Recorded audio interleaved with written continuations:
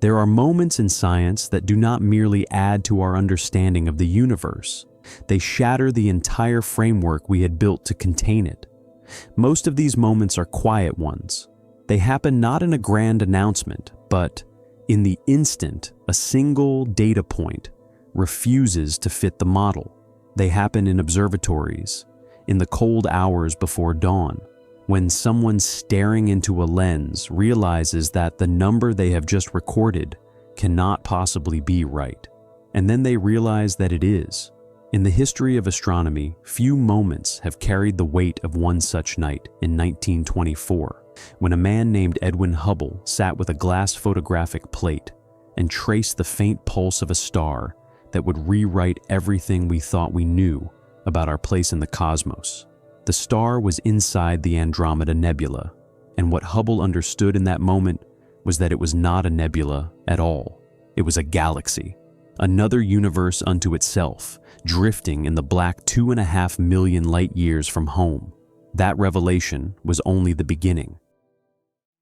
Long before Hubble, long before any telescope had been pointed at the sky, the Andromeda Galaxy was already there, hanging in the autumn darkness of the northern hemisphere, like a smudge of light that refused to belong. Ancient peoples must have noticed it, a pale thumbprint pressed into the constellation that the Greeks had named for the Princess Andromeda, daughter of Cassiopeia, bound in chains and rescued by Perseus. It is a fitting mythology for an object that would itself remain bound and misidentified for the better part of 1,000 years. The earliest recorded observation comes from the Persian astronomer Abd al-Rahman al-Sufi, who in 964 AD described it in his Book of Fixed Stars as a little cloud. It was a reasonable description for the instruments available to him. From the naked eye, it appears as nothing more than that, a soft, elongated glow, barely distinguishable from the diffuse light of the Milky Way itself. For centuries, it remained catalogued but unexplained. When telescopes finally arrived in the early 17th century, astronomers were able to resolve more of its structure, a central brightening, an extended halo of light, something that resembled but did not quite match the gaseous nebulae being found elsewhere in the sky. In 1764, Charles Messier added it as the 31st entry in his catalogue of celestial hazards, objects that looked like comets but were not, and therefore needed to be documented so that comet hunters would not be confused by them. Messier was, in a sense, cataloging the universe's distractions. He had no idea that among his list of fuzzy nuisances were hundreds of entire galaxies. He simply wanted to keep comets pure. The irony is extraordinary. The 31st item in a list of things to ignore would eventually become one of the most studied objects in the entire history of science. By the 19th century, the debate had intensified. William Parsons observed spiral structure in a number of these so-called nebulae and folded them into a new classification, spiral nebulae, which he believed to be peculiar gaseous formations within the Milky Way. Most of his contemporaries agreed. The idea that these faint spirals could be separate galaxies required accepting a scale of the universe so enormous that it seemed almost epistemically irresponsible, and yet not everyone was willing to dismiss the possibility. The early 20th century brought that tension to a breaking point in what became known as the Great Debate of 1920, held before a live audience at the Smithsonian National Museum of Natural History in Washington. On one side stood Harlow Shapley, who argued that the Milky Way was the universe entire, and that all known spiral nebulae were contained within it. On the other stood Heber Curtis, who had noticed something troubling in old photographic plates of Andromeda, a density of nova events far exceeding what would be expected from a nebula, all of them appearing dramatically fainter than novae observed within our own galaxy. For Curtis, the only coherent explanation was distance. Andromeda was not a smear of gas nearby. It was a vast colony of stars, inconceivably remote. The debate ended without resolution. It took 4 more years and the acute eye of Edwin Hubble to settle the matter definitively. Using the newly completed Hooker telescope on Mount Wilson in California, Hubble identified a Cepheid variable star within Andromeda's outer regions. Cepheid variables are stars that pulsate with a rhythm directly tied to their intrinsic luminosity. They are, in effect, the universe's own measuring rods. By comparing the pulsation period with the star's apparent brightness from Earth, Hubble calculated its true distance. The result was unambiguous. Andromeda lay more than 1 million light-years from us, far beyond any conceivable boundary of the Milky Way. It was its own galaxy, and if Andromeda was a galaxy, then all the other spiral nebulae scattered across the sky were galaxies too. In an instant, the universe grew from a single island to an ocean of islands, each one enormous, each one impossibly far. The scale of what existed expanded by a factor that the human mind has still not fully absorbed. Andromeda is a barred spiral galaxy, broadly similar in architecture to the Milky Way, though larger, heavier, and in certain respects more violent in its history. The visible disk of stars spans roughly 220,000 light-years at its furthest extent, significantly wider than our own galaxy, and contains a stellar population that astronomers estimate at more than 1 trillion stars. Around it, extending for over 1 million light-years in every direction, stretches a vast atmosphere of diffuse plasma known as the galactic halo, expelled by the colossal energies of Andromeda's past mergers and collisions. This halo is so large that it already overlaps with our own. The two galaxies are, in a very real sense, already touching. They have been for some time.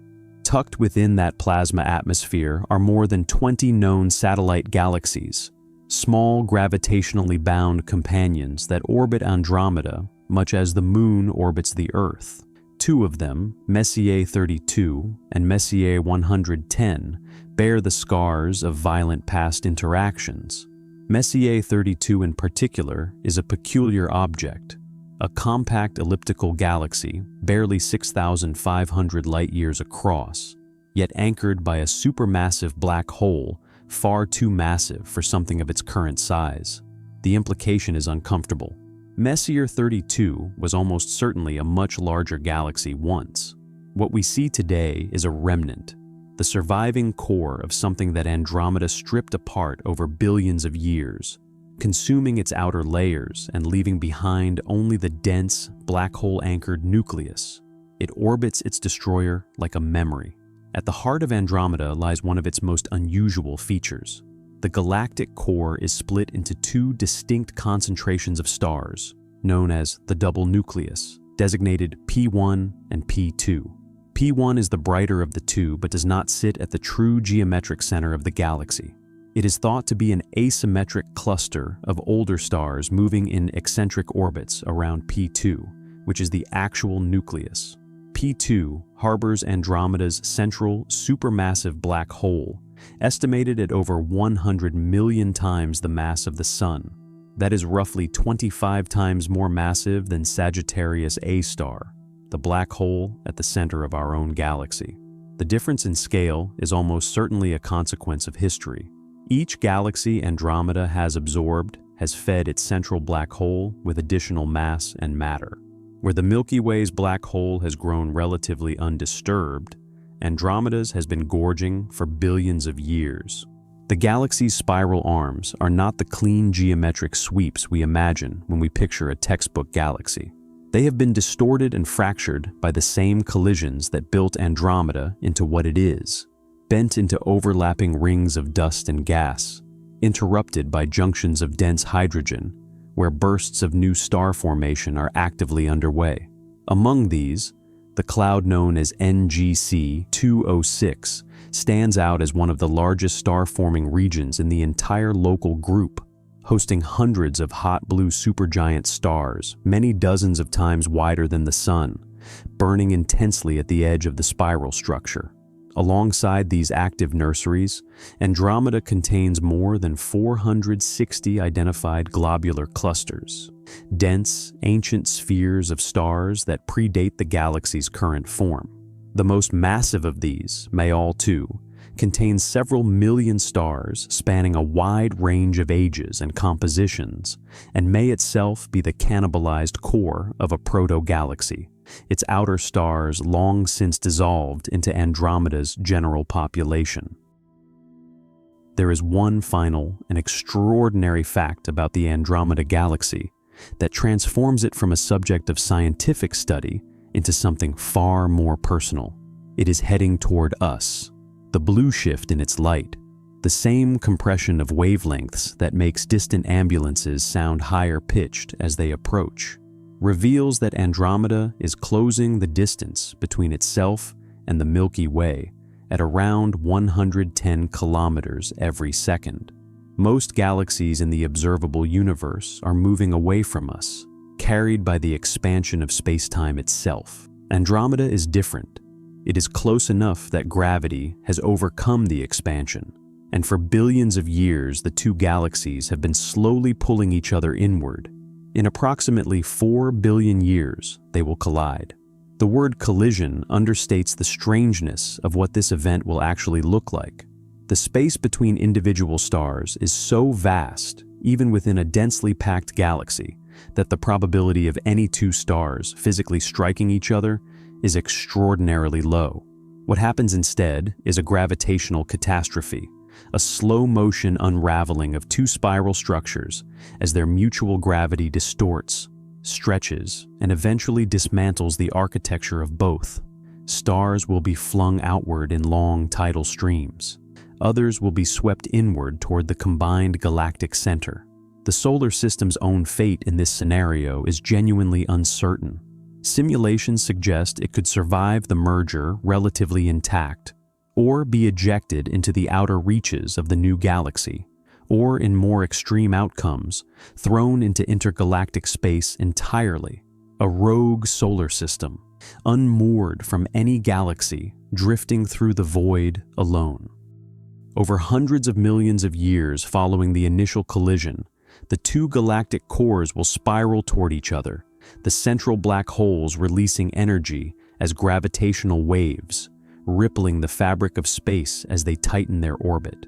Eventually, they will merge into a single supermassive black hole at the heart of a new elliptical galaxy, a vast, amorphous cloud of stars astronomers have already given a name, Milkomeda. It will be large, diffuse, and ancient. Its star-forming gas already spent in the collision's aftermath, it will produce few new stars.